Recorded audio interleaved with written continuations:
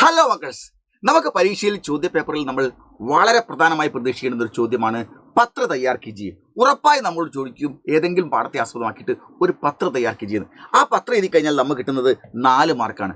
പത്ര തയ്യാർ കീജിയ എന്നൊരു ചോദ്യം വന്നു കഴിഞ്ഞാൽ ആദ്യം നിങ്ങൾ ചെയ്യേണ്ടത് നിങ്ങളുടെ പരീക്ഷാ പേപ്പറിൽ ഇതുപോലെ ഒരു ബോർഡർ കൊടുക്കുക എന്നുള്ളതാണ്. ഓക്കെ, അതുപോലെ ഒരു ബോർഡർ കൊടുത്ത് വൃത്തിയായതിനു ശേഷം നമ്മളൊരു പുതിയ പുറത്താണ് എഴുതേണ്ടത്, പുതിയ പേജിന്റെ ഭാഗത്താണ് എഴുതേണ്ടത്.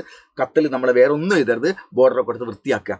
അങ്ങനെ അതിന് ശേഷം നമ്മൾ കത്തിന്റെ ഫോർമാറ്റ് കൃത്യമായിട്ട് മനസ്സിലാക്കണം. ഒരു ക്വസ്റ്റ്യൻ ആൻസർ ചെയ്യുന്ന പോലെ നമ്മൾ ഒരു കാരണവശാലും നമ്മൾ ലെറ്റർ എഴുതാൻ പാടില്ല. അതെങ്ങനെയാണ്?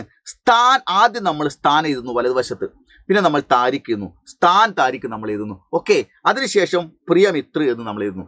അതിനുശേഷം നമ്മൾ പ്രിയമിത്ര എന്ന് എഴുതിയതിനു ശേഷം നമ്മളിവിടെ ഇൻട്രൊഡക്ഷൻ ആണ് എഴുതേണ്ടത്. കത്ത് തുടങ്ങുന്ന സമയത്തുള്ള അഭിസംബോധന ചെയ്തുകൊണ്ടായിരിക്കും നമ്മൾ. അത് കഴിഞ്ഞ് നമ്മൾ ഈ നീല വര വരച്ചിരിക്കുന്നത് നമ്മൾ കത്തിന്റെ വിഷയം എന്താണോ, കണ്ടന്റ് ആണ് എഴുതേണ്ടത്. അതും കഴിഞ്ഞാൽ കത്തിനൊരു ഉപസംഹാരം ഉണ്ട്, അതാണ് ഈ റെഡ് വരച്ച സ്ഥലത്ത് നമ്മൾ ചെയ്യേണ്ടത്. അത് കഴിഞ്ഞ് സസ്നേഹ് എന്ന് എഴുതിയിട്ട് നാം ഹസ്താക്ഷർ, ഇങ്ങനെയാണ് ആ കത്ത് എഴുതേണ്ടത്. കത്ത് ഇവിടെ കഴിഞ്ഞു. ഈ കത്തിനെ നമ്മൾ മടക്കി നമ്മളൊരു കവറിലിടണമല്ലോ, ആ കവറാണ് ഇവിടെ കാണുന്നത്. ആ കവറിന്റെ മുകളിൽ കിട്ടേണ്ടുന്ന ആളിന്റെ പേര് എഴുതണം. അവിടെ നമ്മൾ പേര് എഴുതുമ്പോൾ നമ്മൾ ഇംഗ്ലീഷിൽ ടു എന്ന് എഴുതാറില്ലേ, അതിന് പകരം സേവാമേം എന്ന് എഴുതിയതിനു ശേഷം നാം ഡോട്ട് പദ ഡോട്ട് ഇങ്ങനെ എഴുതി വെക്കുക. ഇപ്പോൾ നിങ്ങൾ കത്തിന്റെ ഒരു ഫോർമാറ്റായി. ഈ ഫോർമാറ്റിൽ മാത്രമേ കത്ത് എഴുതാൻ പാടുള്ളൂ. അങ്ങനെ ഈ ഫോർമാറ്റ് മാത്രം എഴുതി വെച്ചാൽ നിങ്ങൾക്ക് കത്തിന്റെ ഫോർമാറ്റ് അറിയുമെങ്കിൽ കത്ത് എഴുതാൻ നിങ്ങൾക്ക് അറിയാം എന്നുള്ളതാണ്. 2 മാർക്കിന് അർഹതയായി. ഇനി നമ്മൾ കുറച്ചുകൂടി മുന്നോട്ട് കടന്നു കഴിഞ്ഞാൽ കത്ത് എഴുതുമ്പോൾ ഏതൊരു കത്തിനും ഒരു ഇൻട്രൊഡക്ഷൻ ഉണ്ടാവും. അത് നമ്മൾ എങ്ങനെയാണ്? സ്ഥാൻ താരിഖ്, പ്രിയമിത്ര, നമസ്തേ, തും കൈസേ ഹോ, എന്തൊക്കെയുണ്ട് വിശേഷങ്ങൾ, ടീക്ക് ഹേന, സുഖം തന്നെയല്ലേ, ഏക്ക് ഖാസ് ബാത്ത്, ഒരു വളരെ പ്രധാനപ്പെട്ട കാര്യം, പത്താനെ കെലി, പറയാൻ വേണ്ടിയിട്ട് മേ യേ പത്ര ലിഖ് രഹാ ഹൂം, ഞാൻ ഈ കത്ത് എഴുതുന്നു. ഇൻട്രൊഡക്ഷനായി.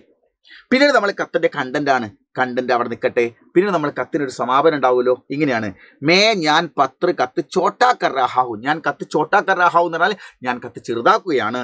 ഗർവാലോ സേ, വീട്ടുകാരോട്, തലാഷ്, അന്വേഷണം, കഹിനാ ചാഹി, അന്വേഷണം പറയണം, ചോട്ടാ ബായിക്കോ, കൊച്ചനിയനെ, മേരാ പ്യാർ, എൻ്റെ സ്നേഹം അറിയിക്കുകയും വേണം. എന്നിട്ട് സസ്നേഹ് തുമാരാ മിത്ര നാം ഹസ്താക്ഷറിനെ കയ്യൊപ്പ് ഒപ്പിടേണ്ട, നമ്മൾ ബ്രാക്കറ്റിൽ ഹസ്താക്ഷരം എഴുതിയാൽ മതി. എന്നിട്ട് ഈ കത്തിനെ നമ്മൾ നേരത്തെ പറഞ്ഞ പോലെ സേവാമയും നാം പദാതി നിൽക്കുക. മക്കളെ, ഇങ്ങനെ എഴുതി വെച്ച് കഴിഞ്ഞാൽ നിങ്ങൾക്ക് നേരത്തെ 2ന്റെ പുറമെ നമുക്ക് എത്ര മാർക്ക് കൂടി ഉണ്ട്? 1 മാർക്ക് കൂടി ഇട്ട് 3 മാർക്കിന് നമുക്ക് അർഹതയുണ്ടായി. ഇപ്പം നമുക്കിനി 1 മാർക്ക് നഷ്ടമായി. ഇവിടെയാ നമ്മളെ കണ്ടന്റ് എഴുതിയില്ല എന്നുള്ളതാണ്. ആ കണ്ടന്റ് തൊട്ടു മുകളിൽ ക്വസ്റ്റ്യൻ പേപ്പറിൽ നിങ്ങൾക്ക് ഒരു പാരഗ്രാഫ് തന്നിട്ടുണ്ട്. ആ പാരഗ്രാഫിൽ നിങ്ങൾക്ക് ഉണ്ടാവും ഇവിടെ എഴുതേണ്ടുന്ന കണ്ടന്റ്. അതുകൂടി ആകുമ്പോഴേക്കും നമുക്ക് 4 മാർക്ക് നമുക്ക് കത്തിൽ മുഴുവൻ ഏത് ക്വസ്റ്റ്യൻ വന്നാലും കത്തുമായി ബന്ധപ്പെട്ട് നമുക്ക് മുഴുവൻ മാർക്ക് സ്വന്തമാക്കാവുന്നതാണ്. അപ്പോൾ നിങ്ങൾ ഈ ഒരു ഫോർമാറ്റ് ഒരു കാരണവശാലും മറന്നു പോകരുത്. Okay, by.